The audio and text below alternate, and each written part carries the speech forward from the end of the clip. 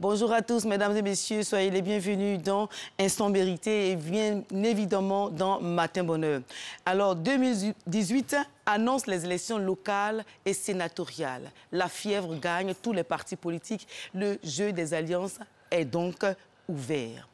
Face à ces défis politiques importants, le FPI se met à la recherche d'un nouveau souffle. Est-ce l'une des raisons qui a poussé le président du FPI, le Front populaire ivoirien, Pascal Affi-N'Guessan, à rendre visite à Henri Konan Bédié, le président du PDCI RDA? Toujours à la recherche d'un nouveau souffle, la commission électorale indépendante, la CEI, est indexée. Le FPI demande tout simplement la réforme de l'institution.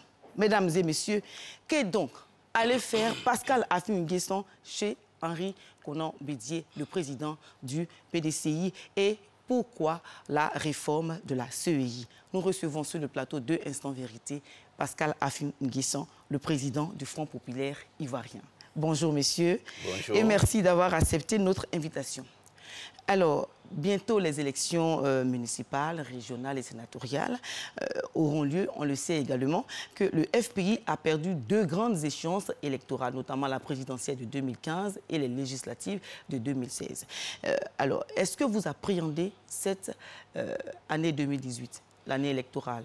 Mais comme le prolongement de tout ce que nous faisons depuis 2011 pour nous repositionner sur le chiquier politique national, après la grave crise de 2010-2011, vous avez dit que le FPI est à la recherche d'un nouveau souffle, mais c'est la Côte d'Ivoire entière qui est à la recherche d'un nouveau souffle. Et donc tout ce que nous faisons, c'est pour donner justement les opportunités, la possibilité à cette Côte d'Ivoire-là de retrouver ce nouveau souffle. Alors, donc à la recherche du nouveau souffle, alors expliquez-nous votre visite, le sens de votre visite à Henri Konan Bédié, le président du PDCI. Mais justement, un parti politique a une diplomatie. La diplomatie, c'est aussi bien en interne qu'en externe.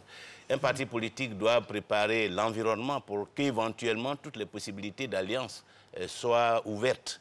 Et donc, nous avons l'habitude d'entretenir de bons rapports avec le président Henri Konan Bédié. C'est le début de l'année. C'était donc tout à fait logique que nous allions lui présenter nos vœux, mais en même temps que nous puissions réaffirmer cette volonté d'ouverture, cette volonté de travailler ensemble dans l'intérêt de la Côte d'Ivoire, de manière à ce que dans les jours à venir, en fonction de l'évolution de l'actualité, tout soit possible pour nous permettre d'avancer. Alors donc, tout soit possible pour vous permettre d'avancer. Qu'est-ce qui peut être possible, monsieur le président du FPI? Il peut être possible, par exemple, que le FPI et le PDCI se mettent ensemble pour l'intérêt de la Côte d'Ivoire.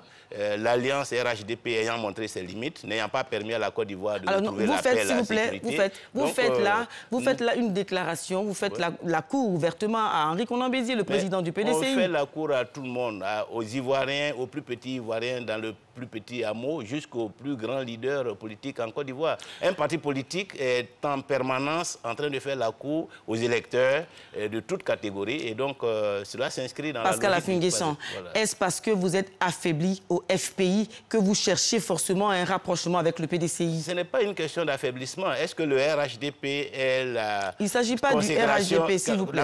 Il ne s'agit pas du RHDP, il s'agit du FPI. Si vous ne voulez pas qu'on parle des autres, on ne peut pas vous donner d'informations, on ne peut pas instruire nos téléspectateurs. J'essaie d'expliquer qu'un parti politique, autant il y a eu une alliance dans le passé entre le PDCI et le RDA, autant demain, il peut y avoir une alliance entre le FPI et le PDCI si c'est cela qui est important pour faire avancer la Côte d'Ivoire. Une alliance, ce n'est pas pour aider un parti. Une alliance, c'est pour aider le pays. Aujourd'hui, en Allemagne, la CDU et la SPD font une alliance parce que le pays en a besoin. La réponse à la question, le FPI n'est pas affaibli. Alors, donc, vous pensez que ce rapprochement avec le PDCI, l'un des partis de la coalition au pouvoir, est-ce que ce rapprochement-là peut réconcilier les deux tendances du FPI?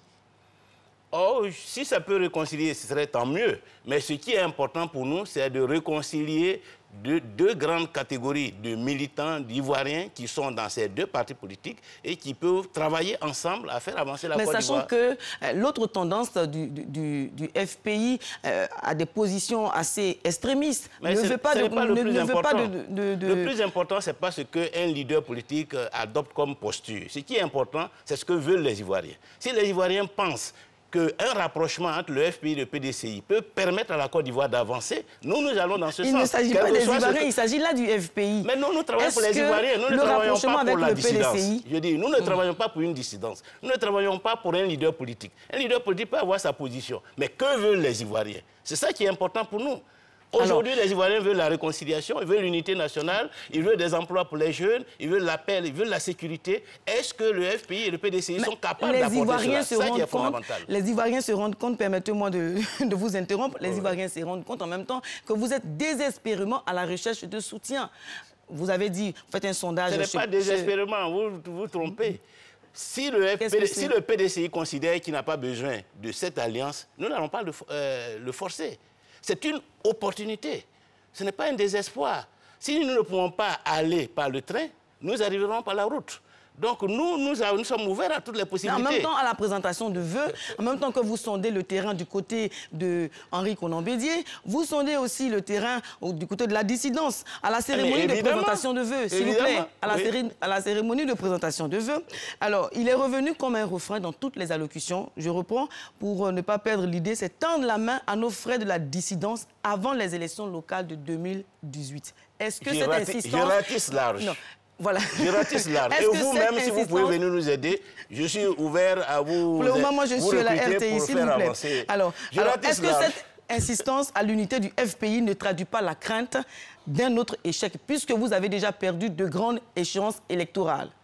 C'est l'expression d'une ambition de gagner le pouvoir. Voilà ce que cela veut dire. Pour gagner le pouvoir, il faut ratisser large, il faut être ouvert, il faut tendre la main à tout le monde. Il faut draguer aussi bien les militants du RDR, du PDCI, que ceux-mêmes qui traînent les pieds au Front populaire ivoirien. Tout cela, ils sont concernés par mon action. Mais est-ce que ce ratissage-là n'est pas en même temps un aveu d'impuissance?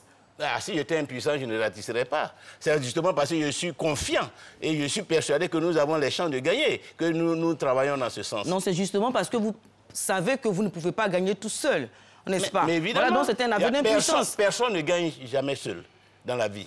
Vous ne pouvez jamais gagner seul. Vous-même, pour avoir de la promotion, vous aurez besoin d'un coup de main à gauche, à droite. Pour l'homme politique, c'est la même chose. Le RHDP et le RHDP, c'est l'expression de ce qu'il faut se mettre ensemble pour avancer. Et donc aujourd'hui, si le Front populaire ivoirien veut avancer, il faut qu'il sache qu'il a besoin d'alliance. Aussi bien au plan formel avec un parti politique qu'au plan même de la diplomatie. Il y a des alliances informelles, c'est-à-dire des hommes d'affaires qui vont vous soutenir, des représentations, disons, des pays amis qui vont estimer que votre accession au pouvoir peut permettre à la coopération sous-régionale d'avancer. C'est tout cela qui fait le réseau d'alliances. C'est dans ce réseau d'alliances qu'il faut tisser. Et un homme politique qui n'est pas capable de tisser ce réseau d'alliances n'a aucune chance de pouvoir accéder au pouvoir. D'accord. Alors, on va aborder rapidement le deuxième point de notre petit débat. C'est l'actuelle CEI, la Commission électorale indépendante. Alors, que vous contestez d'ailleurs. Oui. Dites-nous ce que vous reprochez exactement à la CEI. Mais nous reprochons à la CEI d'être déséquilibrée. Dans la CEI actuelle, le parti au pouvoir, la coalition au pouvoir est démesurément représentée. Et ce qui force le jeu de l'équilibre. Ensuite, la CEI ne fonctionne pas de façon transparente. Et donc, pour ces raisons, depuis longtemps, nous exigeons la réforme de la CEI. Et donc, nous espérons, avec la mobilisation que nous observons à l'heure actuelle de la société civile, que cette année, la CEI sera réformée, de manière à ce que les échéances à venir se passent dans un contexte de confiance, dans un contexte de transparence et d'équité. Dans ce cas, quelles sont les démarches politiques que vous avez engagées pour voir aboutir votre demande de réforme? Dans un premier temps, il appartient d'abord à l'opposition de s'organiser et d'harmoniser sa position. Et c'est ce que nous allons faire mardi prochain à 16h au siège du RPP. Par la suite, nous allons engager donc le travail de lobbying auprès de tous les acteurs nationaux et internationaux pour faire connaître notre position. Et puis ensuite, nous allons saisir le gouvernement. Alors, M. Pascal Affi-N'Guessan, nous étions à une conférence de presse, à une réunion d'information avec la CEI. Vous étiez invité, tous les partis politiques et la société civile étaient invités.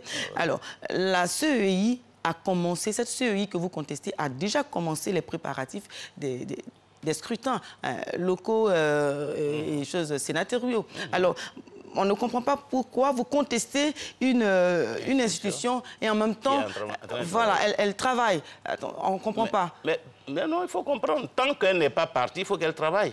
Voilà. Un chef de service, même si on lui annonce qu'il va perdre son poste, qu'il va être remplacé, jusqu'à ce que le nouveau chef prenne la place, il continue de travailler. Donc la CEI travaille en attendant d'être remplacé par la nouvelle CEI. Non, il ne faut pas qu'il y ait un vide. Alors, au cas où la CEI est maintenue, au cas où l'institution n'est pas réformée et la CEI organise les élections locales, qu'est-ce que vous faites dans ce cas-là? Nous ne sommes pas dans la science-fiction. Nous savons que la CEI va être réformée et donc c'est cela que nous avons... Non. On va envisager toutes les possibilités. Alors, est-ce que vous irez aux élections? Donc alors, de façon concrète, est-ce que vous irez aux élections au cas où la configuration actuelle de la CEI est maintenue? Vous, en Côte d'Ivoire, vous aimez beaucoup ces genres d'hypothèses. Non, ce n'est pas une hypothèse, c'est vraiment quelque chose de très clair. Non, mais de toute façon, ce n'est pas à vous que je vais le dire. Nous aviserons. Je pourrais vous dire que nous aviserons. Non, ce n'est pas à moi que vous le dites, c'est aux Ivoiriens. Oui, mais vous devez dire. Alors, les Ivoiriens veulent déjà savoir, savoir ce que le FPI va faire une fois la CEI est maintenue. Elle n'est pas réformée. Nous dirons aux Ivoiriens, ce moment-là, ce que nous allons faire. Puisque pour le moment, l'hypothèse n'est pas vérifiée. Et la CEI va être réformée. C'est ce que nous savons. Et nous envisagez, pour cela. Oui, vous envisagez des actions de masse dans ce Nous sens-là? envisageons toutes les actions démocratiques qui peuvent nous permettre d'obtenir une nouvelle CEI. Et je suppose que la question est déjà acquise, parce que le gouvernement lui-même sait qu'il doit réformer la CEI. Il y a une nouvelle constitution, il faut un nouveau code électoral, il faut une nouvelle CEI. La Commission africaine des droits de l'homme a indiqué clairement au gouvernement que cette CEI-là ne répond pas aux normes internationales. Le gouvernement a fait appel, son appel a été rejeté. Donc, le gouvernement est condamné à changer la CEI. Condamné.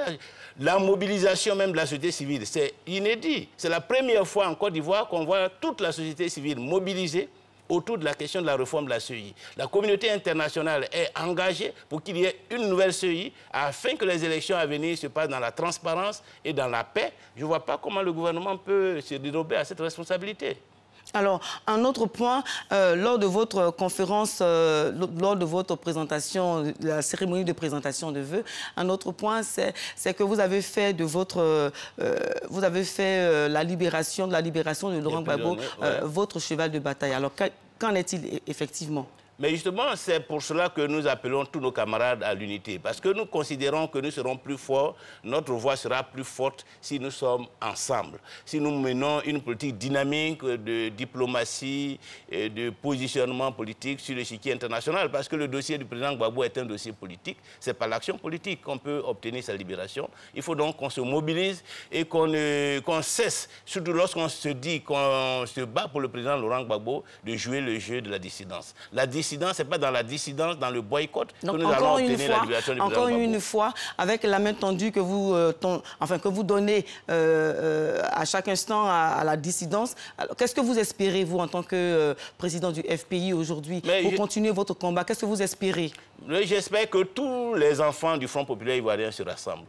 Collectivement, c'est-à-dire soit parce que la dissidence, l'élite de la dissidence a donné un mot d'ordre, ou individuellement, parce que les uns et les autres se rendent bien compte que la posture qu'ils ont aujourd'hui ne permet pas à la lutte d'avancer, qu'il vaut mieux rejoindre la maison commune pour qu'on travaille ensemble. Alors, et aujourd'hui, il y a beaucoup de personnes qui hier étaient dans la dissidence qui nous rejoignent et je crois que c'est une très bonne chose. Alors non, monsieur Pascal Afingui-Guessan, la question c'est que est-ce que vous allez accepter les conditions de la dissidence? Est-ce que vous allez accepter les conditions de la dissidence? Est-ce que vous irez en 2018 là au Congrès?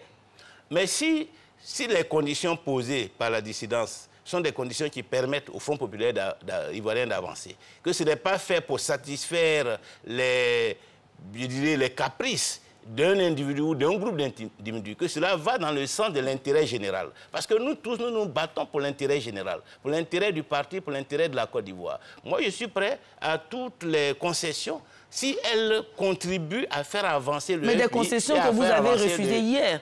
Non, des concessions que vous avez refusées hier. Quelles sont les concessions qui ont été faites? Non, à vous de nous le dire, puisque vous êtes parti. Puisqu'il y a eu la dissidence, il y a eu la dissension entre le FPI a été cassé carrément en deux.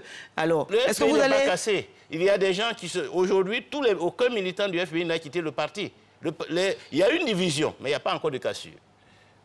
Il y a une division, il n'y a pas de cassure. Mais il n'y a pas de cassure. Et nous travaillons à ce que les uns et les autres, nous nous retrouvions autour de la même direction pour avancer. Et donc, ce travail-là, Aujourd'hui, avec les résultats que la dissidence a produits, je crois que les uns et les autres doivent savoir se déterminer et c'est ce qui est en cours à l'heure actuelle.